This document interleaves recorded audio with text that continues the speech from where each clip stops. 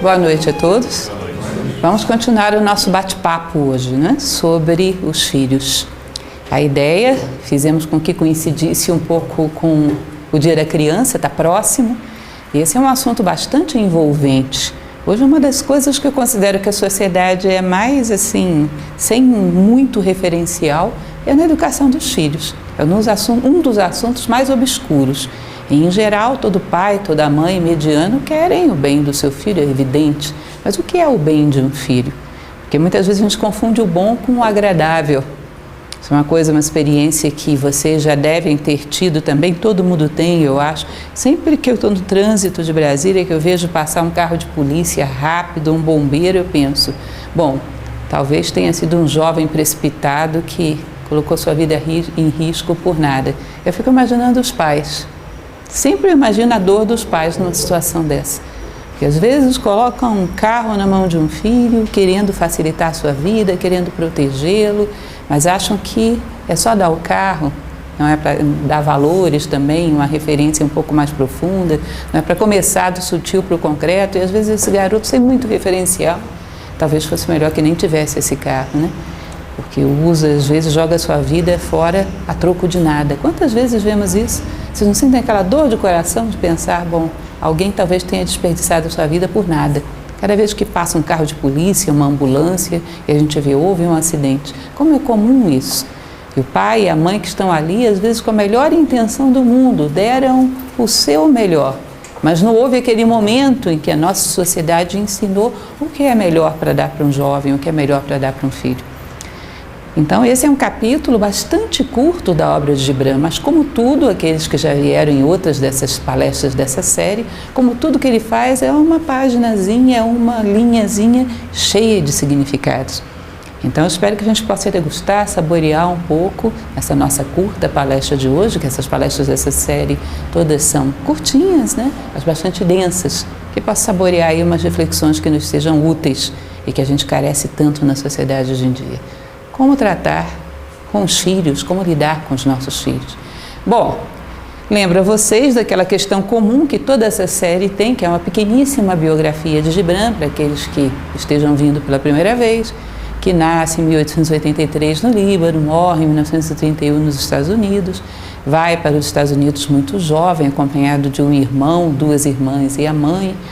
Morre quase todo mundo, só fica ele e a irmã, alguns de tuberculose, a mãe do coração, e ele fica sem falar a língua num país estranho, é adotado por uma jovem educadora americana que vai apoiá-lo a vida inteira, Mary Elizabeth Haskell, e que vai constituir aí como se fosse um anjo da guarda para ele. Percebe o potencial dele ainda muito jovem, quando ninguém via nada, senão um imigrante estranho e desajustado. Ela vê um potencial brilhante. E esse potencial realmente se concretiza, vem à tona muito graças a ela.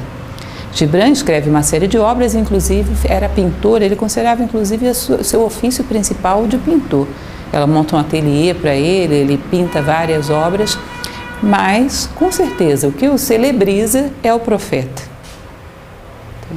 Profeta é uma obra que já foi traduzida em 40 línguas e é publicada nos Estados Unidos em 1923 e é como se estivesse sempre novo. Cada pessoa que descobre é uma aventura maravilhosa. Eu comento sempre ao início dessas palestras que todo verdadeiro poeta tem muito de filósofo, não tem jeito, porque ele tem que sintetizar em poucas palavras um conteúdo muito profundo. Eu não concebo uma poesia que só tem forma, não tem conteúdo, não tem nada para dizer. Poesia tem que ter uma forma, porque a beleza torna as coisas eternas, torna as coisas mais fáceis de serem assimiladas, porque todo mundo gosta do belo, mas ela também tem que ter algo a dizer. Tá? Então, todo verdadeiro poeta tem muito de filósofo. Falei para vocês a respeito de um Fernando Pessoa, de uma Cecília Meirelles, mas eu ousaria dizer que poucos no mundo se comparam ao que Gibran fez nesse Profeta. É um livro pequeno e extremamente denso, que trata das questões fundamentais da existência humana, desde o amor até a amizade, até a justiça, até as leis, até os filhos, tudo de essencial. Ele pega os parâmetros da vida humana e comenta um por um, com uma profundidade que é ímpar. É um livro muito pequenininho, mas muito profundo. Desdobrar o Profeta provavelmente daria uma enciclopédia, a partir de um livro muito pequenininho. Isso é característica de alguém que tem um conhecimento que não é só extenso, é profundo, que tem algum grau de sabedoria. Portanto, não é errado a gente considerar que Gibran, além de um grande poeta, foi um filósofo, sem sombra de dúvida. Se ele não foi, ninguém foi. Realmente ele é brilhante nesse aspecto. Bom, um elemento que sempre vale a pena para aqueles que estão vindo pela primeira vez explicar o contexto do profeta. O profeta, ele parte de uma situação imaginária, um mito, onde ele fala de um cidadão muito sábio, um profeta, o profeta do título, que é Al-Mustafa, que teria saído da sua ilha para ir para uma cidade distante, Orfalese. A sua intenção era ensinar alguma coisa lá. Mas, curiosamente, ele chega lá e ninguém lhe dá nenhuma atenção. Ninguém ouve nada que ele diz. A única que chega a lhe dar alguma atenção é a sacerdotisa daquela cidade, que é Almitra. Os outros o ignoram completamente. Aí ele passa 12 anos por ali. Passados 12 anos, ele vê no horizonte, vindo do oceano, um barco que vem da sua ilha, da sua terra natal. Ele diz, ótimo, agora eu vou voltar. Chegou o momento, cumpri minha missão, vou voltar para casa. E aí, aquela velha questão dramática da condição humana, a consciência se dá por contraste. Vocês já perceberam que vocês valorizam as coisas quando as perdem? No contraste entre dois planos nasce a consciência. Se o universo fosse só de uma cor, nós não perceberíamos essa cor. Onde essa cor termina e começa a outra, você percebe as duas. Entende isso? No contraste nasce a consciência. Quando perdemos, valorizamos as coisas que tínhamos. Esse é um pouco cruel, mas em geral acontece assim. Então as pessoas, quando veem que Al-Mustafa vai embora, aí eles percebem que tinham feito uma grande bobagem e desperdício. Tinham passado 12 anos sem aprender nada com ele. Aí é aquele pânico geral. Opa, pera lá, segura ele, não deixa ele ir. Primeiro, ele tem que ensinar algumas coisas para nós. Aí todos o cercam e começam a fazer perguntas. E sempre tem uma curiosidade interessante, que o teor da pergunta, evidentemente, tem a ver com as necessidades, com o caráter, com o perfil de quem pergunta. E aí eu explicava para vocês que é um poema, uma prosa poética, porque ele não escreve com métrica, com rima, é na forma de texto, é uma prosa poética, mas é também um mito. Por quê? Porque mito é uma coisa que você não pode tomar ao pé da letra, tem um simbolismo, tem que ser interpretado.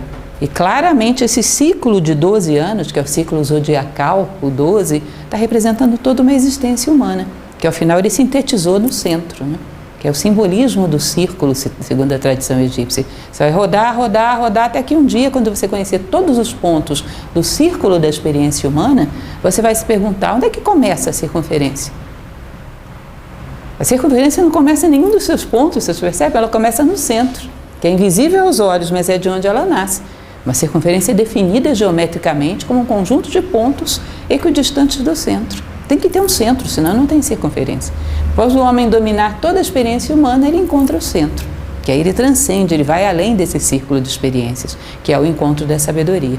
Então é como se ele tivesse completado esse círculo de 12 casas zodiacais, esse círculo da experiência humana, e tomado o centro, que é a sabedoria. E outro elemento importante, que é fundamental reiterar, que é aquilo que Aristóteles explica na sua arte poética, que no mito não tem ninguém além de você. O personagem central é o homem. Os personagens secundários não são outros seres humanos. São os teus medos, são os teus desejos, são os teus limites, as tuas ansiedades, projetados externamente para que você os veja, já que internamente você não vê muita coisa. Inclusive, comentava com vocês, para aqueles que já estiveram em outras ocasiões, que Carl Jung, através da psicologia analítica, ele dizia que a estrutura dos sonhos humanos parece com os mitos. A consciência onírica, os sonhos humanos, guardam uma semelhança com os mitos em relação a isso. Ou seja, aqueles sonhos mais profundos que você tem, não tem ninguém além de você. Os outros elementos da sua volta, se tem uma pessoa sábia, é aquilo que você tem de mais sábio. Se tem aquele animal peçonhento, que é muito comum aparecer, né? É algo em você que te causa repugnância. Tudo é você, não tem outros seres ali. Que isso é importante para a gente saber interpretar. Tanto que vocês percebem que, quando começa o livro, ele começa a falar, tudo silencia, todos silenciam. Isso não é muito comum, né? A gente começa a falar, às vezes, numa praça pública, no local, todo mundo fala ao mesmo tempo, mas isso representa um homem sábio, que conseguiu silenciar as suas vozes internas para poder ouvir a sua voz superior. Tá? Então, tudo é simbólico dentro do profeta. É um homem dialogando consigo mesmo ao final da sua vida, sintetizando toda a experiência que ele reuniu. Tá? E aqui ele vai transmitir, então, o que ele aprendeu acerca dos filhos. Tá? Os filhos físicos mesmo, aqueles que nascem do nosso corpo. Porque filhos é um conceito muito amplo, porque existem várias maneiras de se dar à luz. Vocês percebem que esse conceito de dar à luz é muito subjetivo?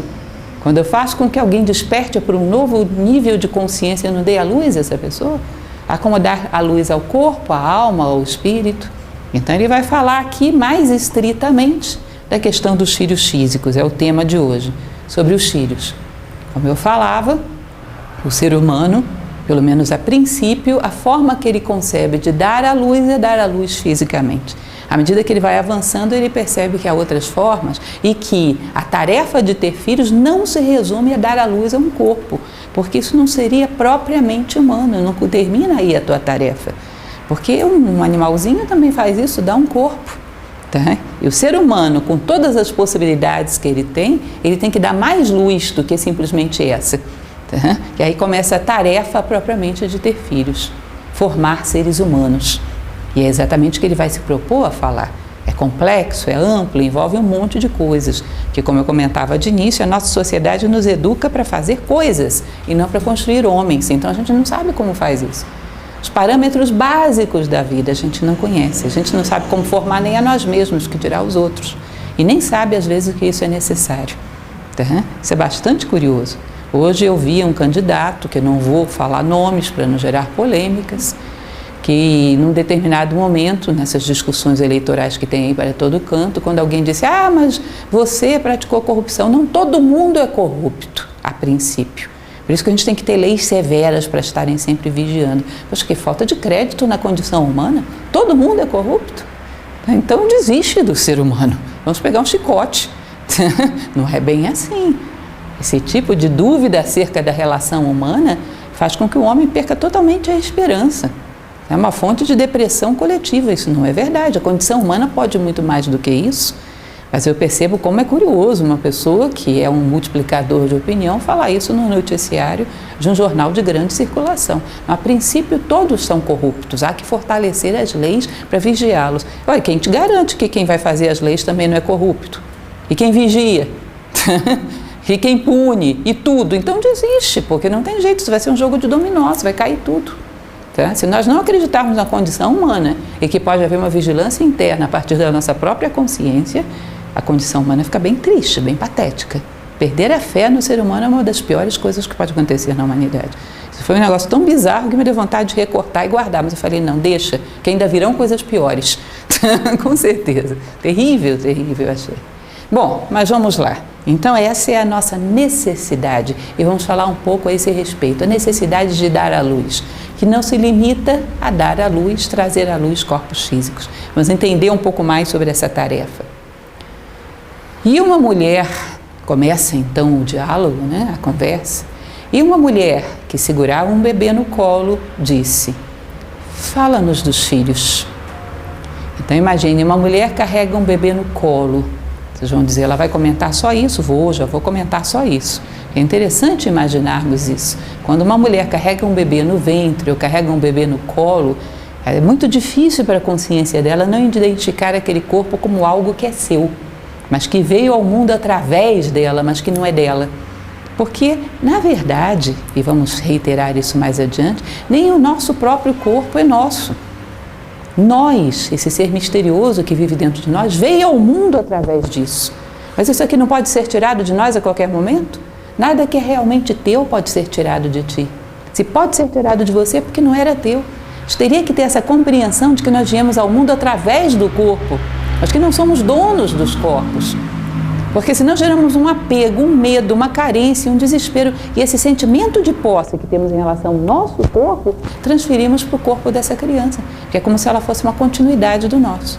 Então imaginem, para aqueles que já tiveram filhos, sabem que ter um filho é uma boa oportunidade de desenvolver um certo altruísmo, um espírito de sacrifício, um sacrificar-se por um outro ser humano. Mas para que isso aconteça, você tem que vencer essa tendência a transferir o teu egoísmo do teu corpo para um outro corpo, como se fosse uma extensão do teu. Entendem isso? Platão ele fala sobre isso quando ele fala dos filhos na República. Que ele diz o seguinte, quando falávamos sobre o amor, comentamos bastante sobre isso, que o verdadeiro amor, ele não pode ser uma linha horizontal, não pode ser uma relação comercial de troca, um toma lá, dá cá. Ou seja, eu dou algo e espero receber algo em troca. O verdadeiro amor é sempre vertical. Eu dou pelo simples desejo de ver o ser amado caminhando em direção ao bem. O amor se realiza em si mesmo, não espera nada como contrapartida. E ele vai dizer que dentro da sociedade em geral, dos amores medianos que a gente conhece, o que mais se aproxima disso, quando é sadio, é exatamente o amor que os pais têm pelos filhos. Porque vocês imaginam, quem tem filhos aqui deve lembrar disso, a quantidade de noites em claro, a quantidade de vezes que são aquelas doenças infantis, aquelas viroses que não acabam nunca, e a gente arrancando os cabelos sem saber o que fazer com aquilo, quantidade de esforço dedicado àquilo. E o que a gente esperava com isso, senão a saúde e o bem-estar daquele ser? Se não se espera nada, se a única coisa que você quer é que esse ser se realize, seja um ser sadio, bom, justo, um homem de bem, isso é muito louvável porque não tem contrapartida. Então se encaixa já nesse sentimento vertical. Agora, às vezes até isso se descaracteriza quando é contaminado pelo egoísmo. E aí você fica com aquela de quando a criança cresce, se torna um jovem, eu fiz muita coisa por você e olha como você me agradece. Então virou um plano de previdência privada, né? Eu invisto e ele vai me retornar alguma coisa, então você horizontalizou esse sentimento. E isso empobrece esse sentimento. Imaginem vocês começar a notar na calada da noite todas as horas que você acordou de noite para tratar da criança, para cobrar no futuro. Hora extra, com adicional de insalubridade, porque o menino ainda estava doente. Isso é uma loucura, mas nós chegamos a algumas coisas bizarras quando somos contaminados pelo egoísmo. Ou seja, ao invés de usarmos essa relação como uma possibilidade de desenvolver o altruísmo, às vezes transferimos o egoísmo do nosso corpo para outro corpo. Oba, eu tinha um só, agora eu tenho dois, todos os dois são meus. E outra criança não interessa, interessa é essa, que é minha. Já perceberam isso? Como é que esse sentimento fica limitado? A criança do vizinho, vocês já viram que menina enjoada aquela? Tão feinha. Agora a minha é a criança mais especial do mundo. Por quê? Porque ela tem organicamente alguma coisa diferente de outra criança? Não, porque saiu da barriga mais especial do universo, que é a minha. Tá? Então é uma transferência do meu egoísmo que limita esse sentimento. Então quando nós não temos essa relação com o nosso próprio corpo, de saber que nós temos uma essência dentro do corpo, que veio ao mundo através disso, mas que nós não somos isso, nós vamos ter esse mesmo sentimento de posse em relação ao corpo dos filhos. Que aí gera toda uma carência, uma dependência, uma cobrança. Vocês já viram falar de uma coisa chamada síndrome do ninho vazio? Que é o pai que passou a vida inteira raciocinando dessa forma e num belo dia, que é um processo natural, os filhos crescem e seguem o seu caminho. Entram em depressão, tá? Porque achavam que aquilo era algo seu que de repente a vida tirou. Se sentem de uma certa maneira lesados e às vezes cobram, e às vezes apresentam a conta. Isso é uma fonte de infelicidade que não tem fim, porque é natural, tá nos princípios da relação que um dia seguirão o seu caminho. E você não pode esperar contrapartida, não deve. É natural desse sentimento que seja de mão única. Então, o egoísmo gera egoísmo e vai gerar uma série de conflitos nessa relação. Tá?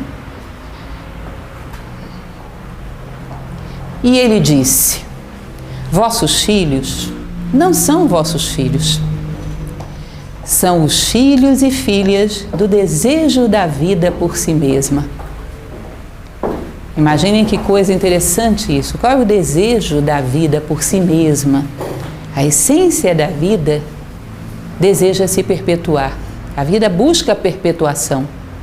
E como nós falávamos de início, existem diferentes níveis da vida. A vida vibra nos nossos pensamentos, a vida vibra nas nossas emoções e a vida vibra no nosso corpo. Agora acontece que dentro do plano material só tem um jeito da vida se perpetuar, de alcançar a eternidade. Tem alguma coisa eterna no plano material? Vocês conhecem alguma coisa? Algum corpo eterno? Só tem um jeito, que é colocar corpos novos no lugar dos antigos. Tá? Que é o que a primavera faz. A gente fala, bom, a primavera é renovação. Mas com flores diferentes. Não são as mesmas da primavera passada. A única forma de eternidade na matéria é colocar corpos novos no lugar dos antigos. Para o plano material, isso é o único que dá para fazer. Mas se o homem se limita ao plano material, vai se sentir frustrado, tá? Porque essa continuidade não é uma continuidade do mesmo ser, é de um outro ser parecido, não é ele mesmo. Ele não pode se sentir dono da flor da próxima primavera. Não é mais dele, é outra vida. Entendem isso? E se ele não encontra essa perpetuação em planos mais sutis, Se ele fica só no plano material, vai se sentir muito frustrado, quando sente essa nova vida escapando da sua mão e indo em direção ao seu destino. Ou seja, no plano material, só existe uma forma de eternidade, que é a substituição, a renovação, um novo corpo no lugar do antigo. A consciência humana busca individualidade, busca se perpetuar sendo ela mesma. Portanto, a gente tem que buscar essa eternidade em planos mais sutis, porque senão vamos nos sentir donos dos nossos filhos. Não tem outro jeito. É a minha forma de eternizar, eu só tenho esse mundo. Então essa necessidade de perpetuação tem que encontrar algo onde possamos perpetuar a nossa individualidade, nós mesmos, uma essência imortal dentro de nós que se perpetua ela mesma, e não colocando corpos novos no lugar dos antigos. Ou seja, algum grau de espiritualidade. Mais adiante vamos falar sobre isso. É muito difícil você escapar da possessividade se não desenvolver algum grau de espiritualidade, porque você vai escapar para onde? O que você vai propor para um pai que está sofrendo da síndrome do ninho vazio? Que ele enche esse ninho com o quê? Se ele não tem outra coisa, vai fazer o quê? A saída, quando a vida nos pressiona, não é para nenhum lado, é para cima. Entende? Se nós guardássemos essa simples máxima oriental, escaparíamos de muita dor. Quando a vida nos pressiona por todos os lados, a saída é para cima. Não adianta tentar bater contra as paredes e sair através dela. Tem horas que ela não deixa fresta. Não porque ela trame contra você, mas porque ela sonha com você em outro patamar.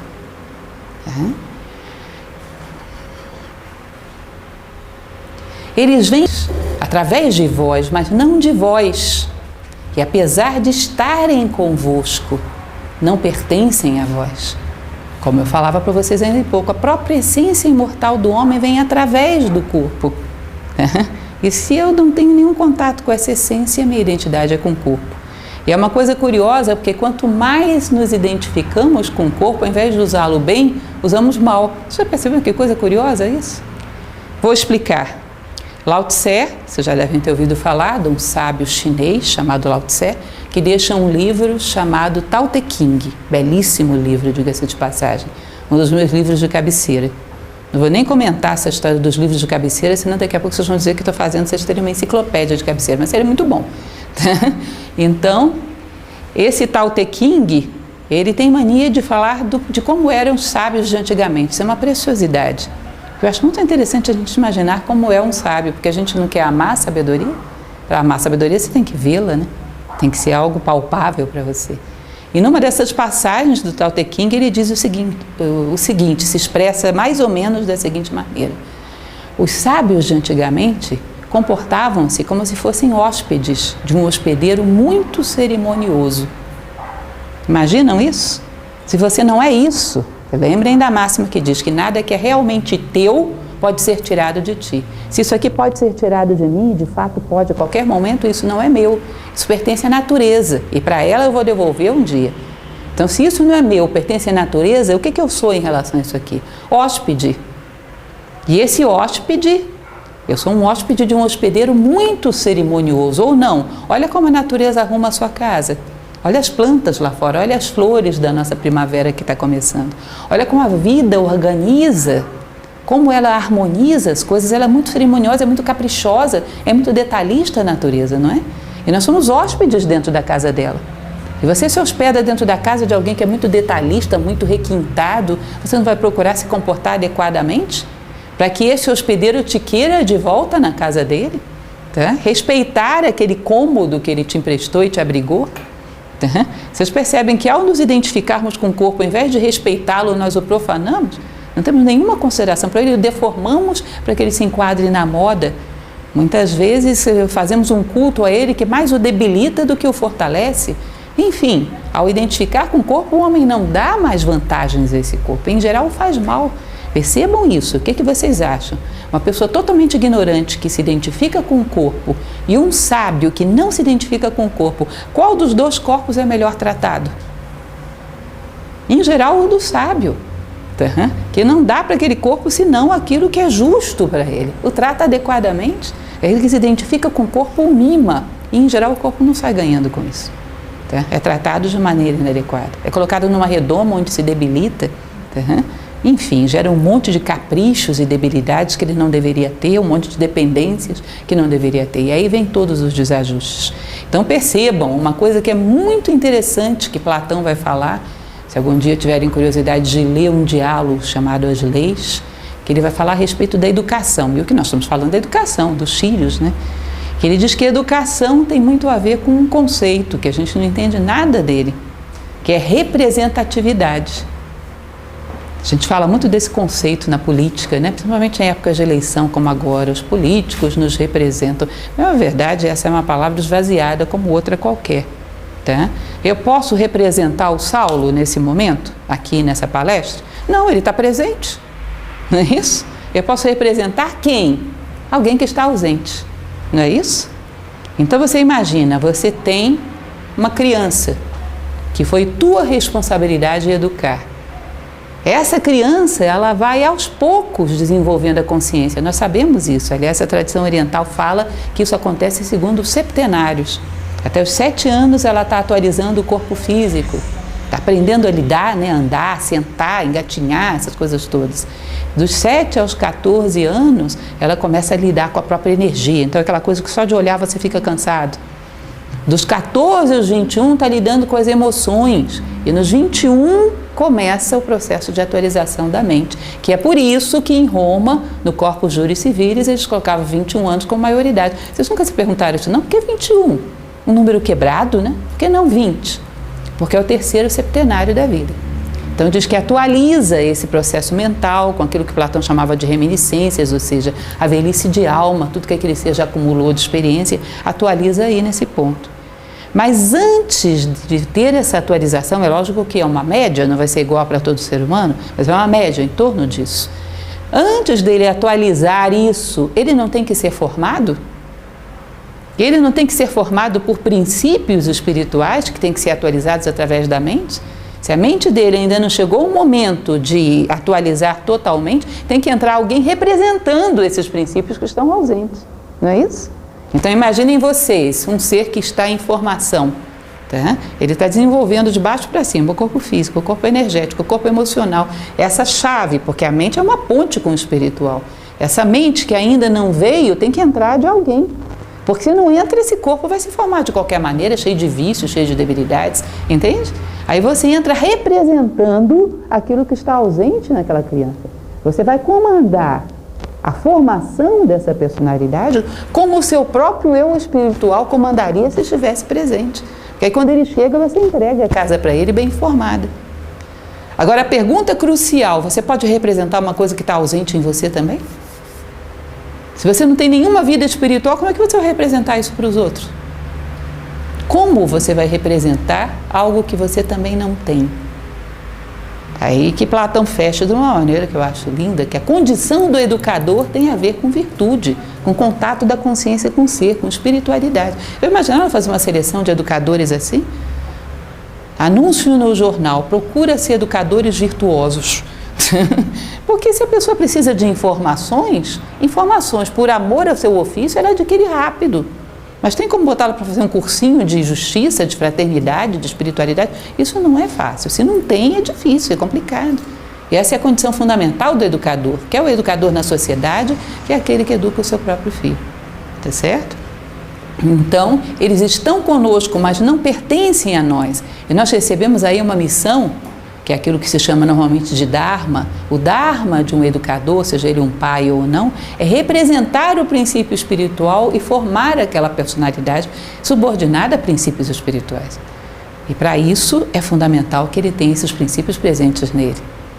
Daí que é aquela frase famosa de Platão que diz que a melhor coisa que podemos fazer para aqueles que amamos é crescer como seres humanos. A melhor coisa, porque só assim poderemos garantir alguma coisa a eles. Entendem isso? Que isso é o básico da educação. Considerem que hoje ninguém diz nada disso para a gente. Podeis dar-lhe vosso amor, mas não vossos pensamentos, porque eles têm seus próprios pensamentos. E aí é uma coisa muito interessante. Vocês estão vendo que esse ursinho aí que quer ir para a rodovia não tem um pensamento muito parecido com o da mamãe ursa, né? Ela está tendo um certo trabalho para convencê-lo. Isso é muito interessante porque nós somos um mistério. Em geral, não temos tanto autoconhecimento assim. Vamos aos poucos, ao longo da vida, quando vamos, tentando conhecer a nós mesmos. Esse ser que vem ao mundo através de nós é um mistério. Você não sabe também quem está por trás desse corpo. E, em geral, o que a gente sonha? Tem até uma música do Chico Buarque que fala sobre isso, né? Toda mãe, todo pai sonha com um ser grandioso. A gente quer que venha ali um grande idealista que mude a história da humanidade. Mas eu não sei, é um mistério aquele ser que veio através de mim. O que eu espero, e que tenho que esperar, é que pelo menos seja uma pessoa de bem. Não é isso? Justa, fraterna, boa. Se tiver que ter uma família, que seja um bom pai de família, pelo menos seja uma pessoa de bem. Vocês percebem que para isso eu tenho que dar uma referência do bem para ele? Eu preciso representar, e aí vem a velha máxima de que o verdadeiro ensinamento se dá através do exemplo. Eu tenho que representar essa ideia do bem para que ele seja pelo menos uma pessoa de bem, porque se eu não explico para ele o que é o bem, como eu posso querer que ele o busque? Tá? E essa questão do exemplo é uma coisa muito importante de entender. Epíteto, que é um antigo filósofo, dizia que as sementes de grandeza no homem necessitam de uma imagem para germinar e florescer. Precisa ver fora, um referencial concreto. É próprio da psique da criança, do pré-adolescente, do adolescente, necessitar de heróis, vocês percebem isso? Necessitar de referenciais, de alguém que o inspire, que o incite a ser maior, a vencer limites. Quando ele não encontra esse exemplo naquele pai, naquela mãe, naquele ser que recebeu a incumbência de educá-lo, inconscientemente ele vai buscar fora. Alguém que vá além dos limites sociais, alguém que seja um pouco mais ousado, alguém que seja um pouco mais atrevido. E como ele não tem um referencial muito bom de que tipo de atrevimento há que ter, às vezes ele vai buscar uma pessoa que simplesmente quebra a inércia, que é muito atrevido, que é muito ousado. Quantas vezes cai na mão, sei lá, de um traficante, de um delinquente? Porque os pai e a mãe, às vezes, são muito comodistas e não dão referências, não alimentam os seus sonhos. Então, eles vão atrás de quem, pelo menos, é atrevido. Desafia o mediano, vai além. Quantas e quantas vezes você já deve ter ouvido essa história dos pais que se lamentam e sofrem, e é uma preocupação muito legítima. Como proteger o meu filho, minha filha, de caírem nesse tipo de influência na sociedade? Em geral, existe uma fórmula filosófica muito antiga que é fazer o teu filho te admirar. Fazer o teu filho considerar você como um pequeno herói. Alguém que está sempre se esforçando para ser maior como ser humano. Se ele te admira, a tua voz vai ter 10 vezes mais peso do que qualquer voz da sociedade. Entende isso? Isso é uma fórmula que sempre foi recomendada. Fazer com que o teu filho tenha você como um pequeno herói, com que te admire, porque aí o que você disser vai ter peso. Corra e dê a ele a oportunidade de correr atrás. Dê o melhor de si consigo mesmo, pela vida, pela sua condição humana, que isso, como dizia Platão, é o melhor que você pode fazer por ele, é crescer. Vai dar a ele referenciais.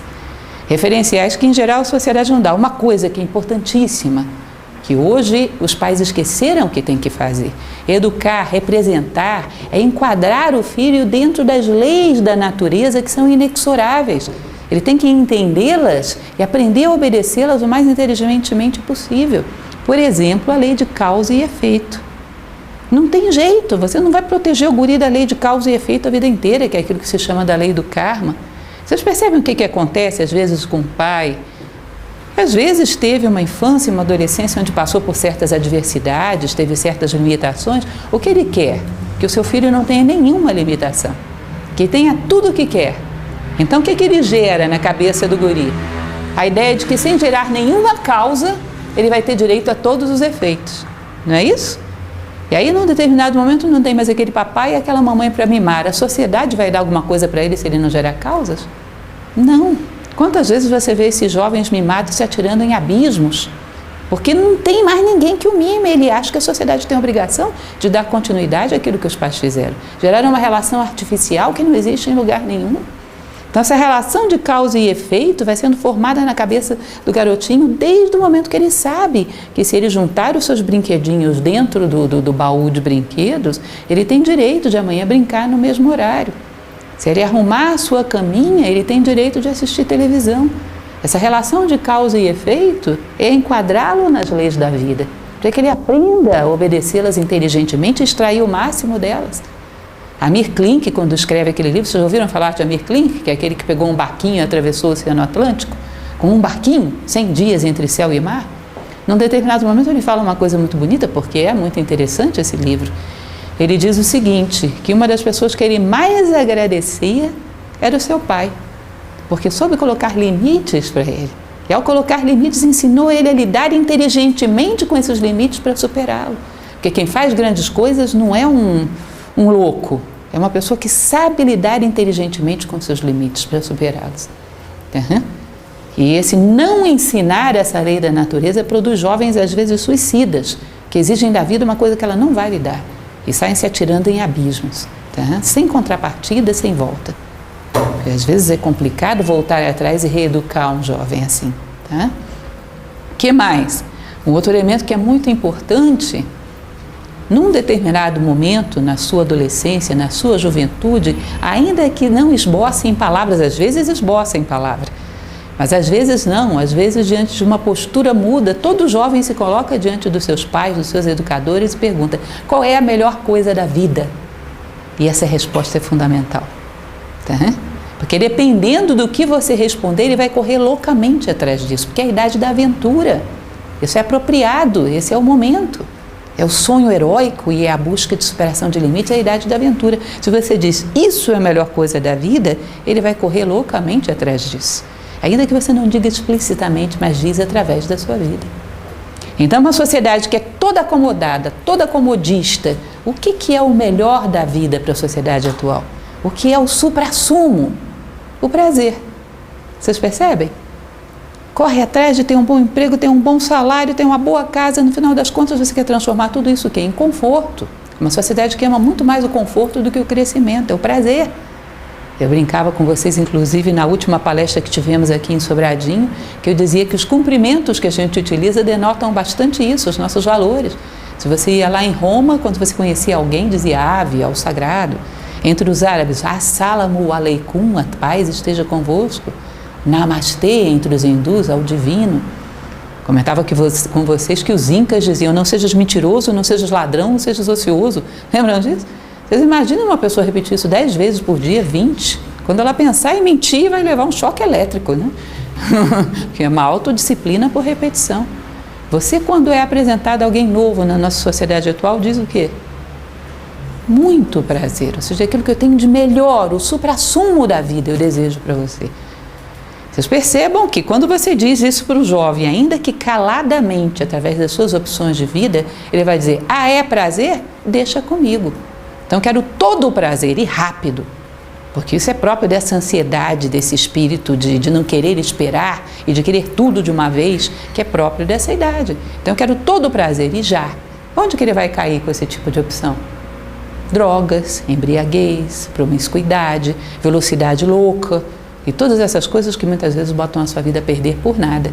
Vocês lembram de uma musiquinha de jovens que dizia o seguinte, que é melhor viver 10 anos a 1000 do que 1000 anos a 10? Se tudo que você tem para me oferecer é prazer, deixa comigo, porque você vai viver 70, 80 anos só vai ter prazer, eu vou viver só 10 e vou ter prazer, todo de uma vez. Quem é que vai negar que uma droga dessa gera prazer? Só que acaba com a tua vida em 10. Bom, você vai acabar com a sua em 70. Só que você vai ter em doses homeopáticas, eu vou ter em doses alopáticas, todas de uma vez só. Bom, se você não tem outra coisa para oferecer para o jovem, ele não é bobo. Como você vai tirá-lo daí? Percebe que você não tem moeda de permuta? Você não tem outra coisa acima disso? Como vai tirá-lo daí? Mais uma vez, o fato de não termos conquistado valores nos coloca de mãos vazias diante daqueles que tanto amamos. Queremos dar tanto e temos tão pouco. Lembram da música do Djavan? Sabe lá o que é não ter e ter que ter para dar? Se você não conquistou valores nessa hora, é uma coisa muito sofrida.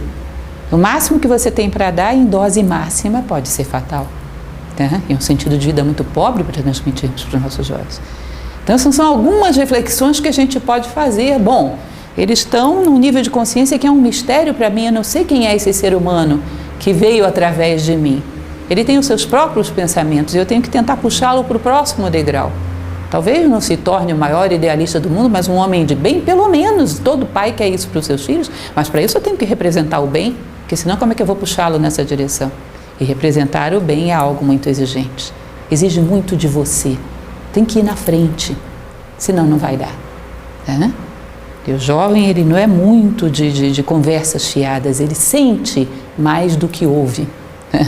E se você não tem nada para oferecer, rapidamente ele vai perceber isso. E vai em busca de quem tenha, que muitas vezes é um equívoco.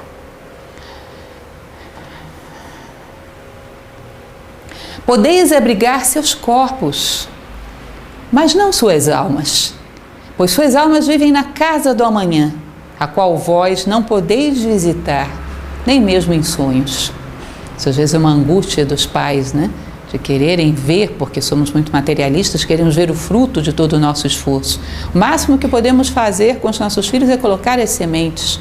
Talvez não venhamos a vê-las frutificar, mas para isso temos que ter as sementes. Lembrem daqueles operários egípcios, eu acho muito curioso isso, porque para a sociedade atual isso seria uma loucura. Vocês imaginam uma pirâmide como aquelas de Gizé, que às vezes trabalhavam ali 8, 9 gerações. Saddam, que trabalhou na segunda, na terceira geração construindo aquela pirâmide, ele sabia que não ia vê-la concluída.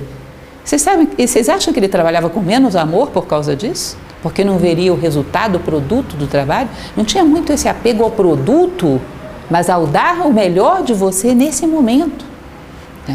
Esse querer se apoderar do produto, esse egoísmo de querer ver os resultados precipitadamente, às vezes gera interferências na vida dos nossos filhos que não são sadias.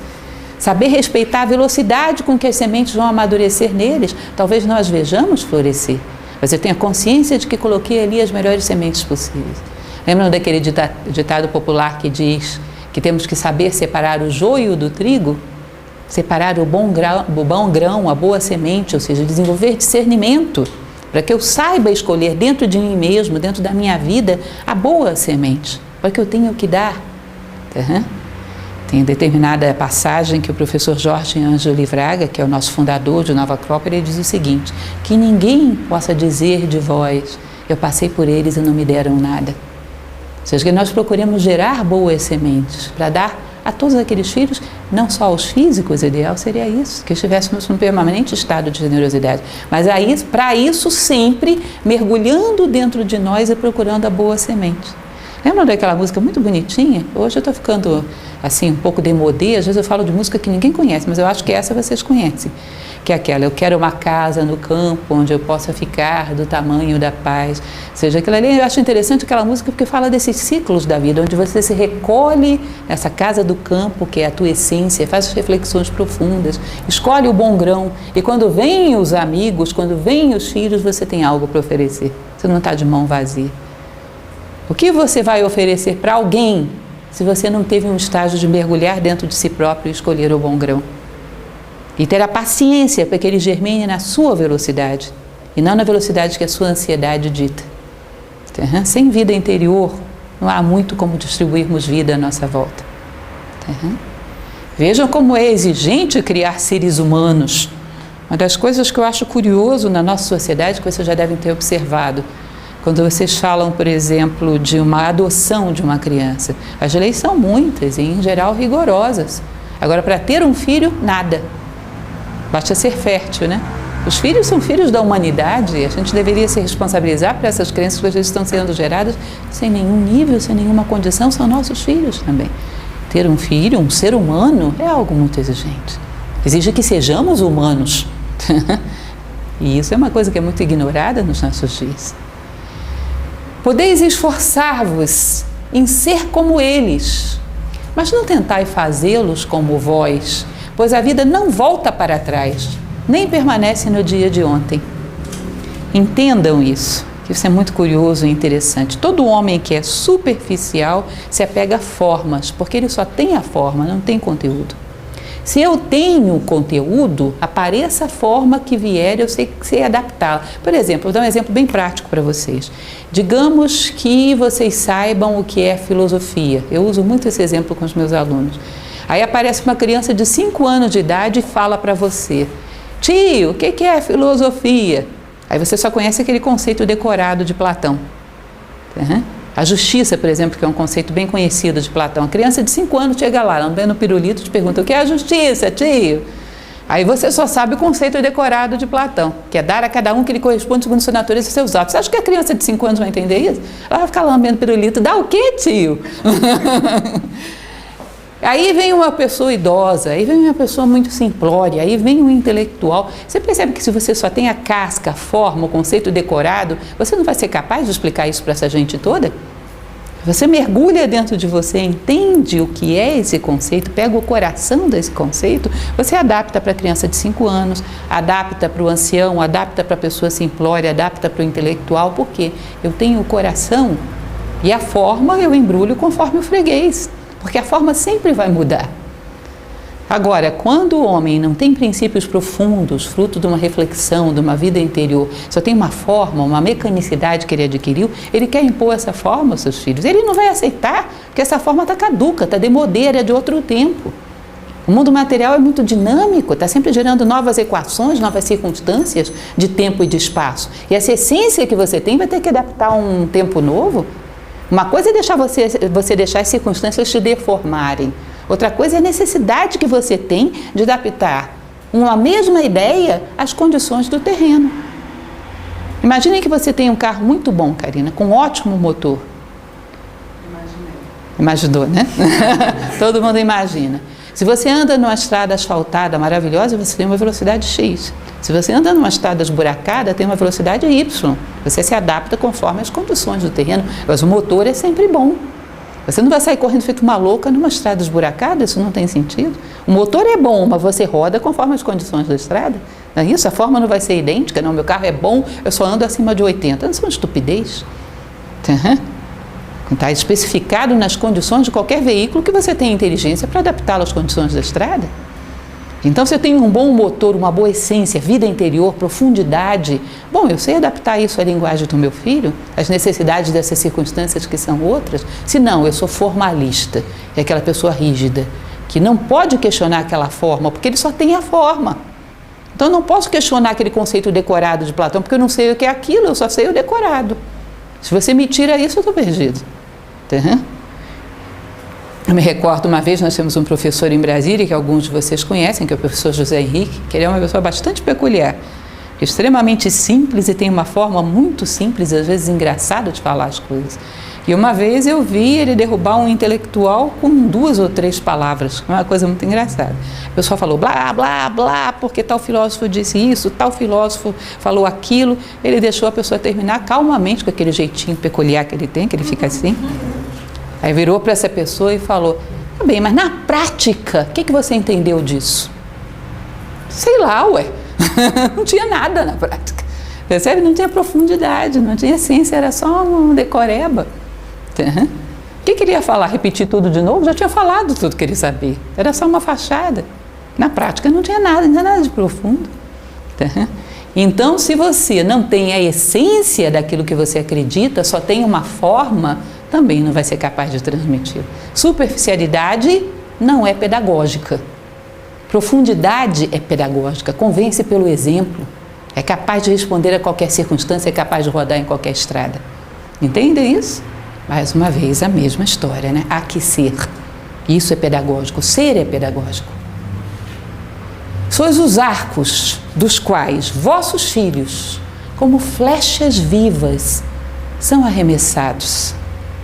O arqueiro vê o alvo no caminho do infinito e ele vos dobra com o seu poder para que suas flechas possam ir longe e velozes. Seja o grande arqueiro que é Deus, nos usa como um instrumento para lançar as suas flechas, que é a sua vontade, em relação ao seu destino. Uma das coisas mais simbólicas que tem na história da mitologia universal é arco e flecha. Grandes heróis, todos eles usavam arco e flecha. É o Ulisses na Grécia, é a Arjuna na Índia, é o próprio Buda na história do budismo. Muito comum, Rama no Ramayana, todos os grandes heróis usavam o tal do arco e flecha, porque ele é um símbolo desse ser que é tão flexível que se dobra à vontade divina, ao Dharma, a grande lei. Tem essa flexibilidade de se adaptar àquilo que a vontade divina necessita dele em cada momento, de tal maneira que através dele a vontade divina pode atingir o seu objetivo. Ou seja, ele não é rígido, ele não é formal, ele é profundo, ele entende as necessidades da vida. Um dia fomos flechas e nós mesmos fomos até lá realizar a vontade divina. Um dia somos arcos, ou seja, arremessamos outros seres para que atinjam e cumpram essa vontade divina. Um dia nos identificaremos, inclusive, com o próprio grande arqueiro, que um dia encontraremos Deus dentro de nós e seremos unos com Ele. Vocês percebem que disso se trata a evolução humana? Um dia eu vou lá e faço, eu sou um jovem cheio de fogo, cheio de energia. Outro dia eu tenho que ser capaz de formar aqueles que irão lá e farão.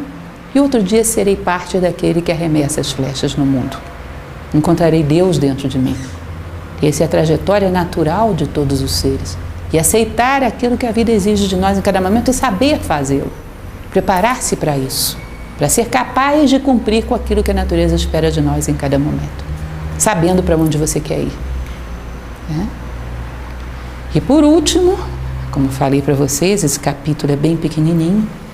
Deixai que o arqueiro vos curve com alegria, pois assim como ele ama a flecha que voa, ele também ama o arco que é estável. É interessante isso, tem uma passagem desse clássico que eu falava para vocês, o Ramayana, que é um clássico indiano, uma história indiana muito bonita, que tem um determinado ser lá que era como se fosse um selvagem e falava a língua da natureza. Ele entendia a língua dos animais, das plantas, ele se comunicava com a natureza. E um dia ele estava contando que ele conversou com o mar. E o mar disse para ele que tinha uma coisa que ele nunca tinha visto os rios levarem até ele, que eram aqueles arbustos que eram flexíveis e eram capazes de dançar com os ventos e as tempestades. Porque como eles eram flexíveis, os ventos e as tempestades não eram capazes de arrancá-los, arremessá-los nos rios e levar até o mar. Tudo aquilo que era rígido ele já tinha visto, porque era arrancado e levado pelos rios até o mar. Aquilo que era inteligentemente flexível não perdia as suas bases, ou seja, os seus princípios, mas era capaz de obedecer às circunstâncias, adaptar as suas raízes, os seus princípios, a direção do vento. Esse jamais tinha sido levado ao oceano e o oceano não o conhecia. Entendem isso? Dá um exemplo mais prático para vocês entenderem. Teve uma época que estava muito na moda, hoje já quase ninguém lembra mais disso, um escritor chamado Carlos Castanheda, que a história dele é bem interessante, uma história real, hoje já é falecido, até onde eu saiba, mas a história dele basicamente é interessante, não é nada de excepcional, mas é interessante. Ele era um estudante americano, como todo estudante americano, assim, um pouco vaidoso, um pouco cheio de si, um acadêmico, né? Ele vai até a América Central para fazer um estudo de campo com indígenas que viviam ali. Estudo de campo de um antropólogo americano com os pobres coitados dos indígenas, porque essa era a mentalidade dele, né? Primitivos. E aí ele chega lá e ele conhece um indígena chamado Dom Juan, que era herdeiro de umas tradições pré-colombianas muito profundas, que eram os olmecas, toltecas. Ele era um herdeiro de um xamã tolteca e tinha um conhecimento fora do comum, profundo, não era nem alfabetizado, profundo, não extenso. Mas era um homem excepcional esse Dom Juan, um ancião, muito, muito esperto em relação ao conhecimento das leis da natureza. E aí, imaginem, o jovem americano olha para ele e diz, coitadinho. E ele olha para o jovem e diz, coitadinho. Que coincidência, né? Mas como era um jovem que ele percebia que tinha umas certas qualidades, algum potencial, ele chega para ele e diz, vem cá, meu filho, você não sabe nada não, mas eu gostei de você. Se você quiser ficar morando aqui comigo, era uma choupana, tá? Se você quiser ficar morando aqui comigo uns anos, me ajudando, me servindo aqui, eu ensino alguma coisa para você, você vai sair daqui sabendo um pouquinho, assim, porque nesse momento você é um ignorante total, nunca vi igual. E por incrível que pareça, Castanheda, com toda a sua vaidade, aceita e fica morando lá com um índio. Tá? E é um negócio impressionante, porque aí ele diz, a minha vida começou ali. Tá? Bom, enfim, ele fica ali alguns anos, aprende um monte de coisas, é uma experiência interessante que ele relata na sua obra. Aí um dia volta para os Estados Unidos, é claro, volta para a vida dele. Aí Dom Juan, não sei como ele se comunica com ele, escreve ou pede para alguém escrever, para dizer que ele tinha que resolver um problema legal, que eu não me lembro mais do que se tratava, ou seja, que ele tinha que ir aos Estados Unidos, Chicago. E aí o Castanheda pensa, xixi, esse negócio vai chamar uma atenção, andando com aquele índio no meio da rua, no meio da cidade de Chicago, esse negócio vai ser esquisito, mas enfim, é um homem maravilhoso que eu amo, vamos lá, né? E aí ele foi para o aeroporto para receber o índio, e tá que espera o índio. E de repente alguém toca no ombro dele, um homem com cabelo brilhantinado, de terno e gravata, elegantérrimo, era Dom Juan. Ele quase que cai duro para trás, né? Ele falou, o que você está fazendo desse jeito? Ele falou, você acha que eu sou aquelas roupas que eu uso? Que eu me identifico com elas? Aquela é a forma para aquele contexto. Eu vim aqui com aquela forma só se eu quisesse fazer folclore, chamar atenção, fazer reivindicação política. Eu vim aqui para um objetivo bem claro e vou usar a forma que é mais adequada para esse objetivo. Eu não sou a forma, eu as manejo inteligentemente. Eu não sou a forma. Imaginei uma coisa dessas. Mais uma vez ele aprendeu muito com Dom Juan. Eu não sou isso, eu não sou aquelas roupas nem essas.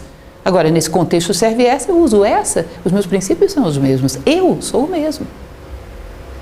Essa experiência eu achei muito interessante, demonstra de maneira mais clara para a gente o que está querendo dizer, né? Então, deixai que o arqueiro vos curve, vos modele com alegria. Deixai que possamos ser moldáveis e flexíveis na mão desse grande arqueiro para que a lei da vida se realize através de nós, sem abrir mão da essência, mas a forma, a justa para cada contexto e para cada momento, né? Sem rigidez. Rigidez, como já falamos, é sintoma de superficialidade. Pois assim como ele ama a flecha que voa, ele ama o arco que é estável. Estável, claro, com a devida flexibilidade, mas estável no sentido de que permanece no mesmo lugar. Percebam que a gente falava, um dia fomos a flecha que voa, ou somos, porque muitos de vocês ainda têm muito tempo de flecha pela frente, né? Um dia seremos o arco, um dia seremos uno com o próprio arqueiro. Percebam que se vocês forem para a tradição egípcia, a representação gráfica dessa ideia do arco com flecha é muito parecida. Eles falam de uma coisa chamada Tao, não o Tao com o Tau, T-A-U, o Tao, que era a representação do homem sábio. Eles dizem que você evolui numa vertical para cima, buscando a essência humana. Num determinado momento, quando você encontra essa essência humana, você estabiliza. Se torna um homem equilibrado, estável, nobre, sóbrio, o mais próximo possível do sábio. Quando encontrarmos essa estabilidade, um dia vamos encontrar a eternidade, que é uma esfera que fica aqui em cima. Aí você tem a reta da ascensão, a estabilidade e acima a esfera.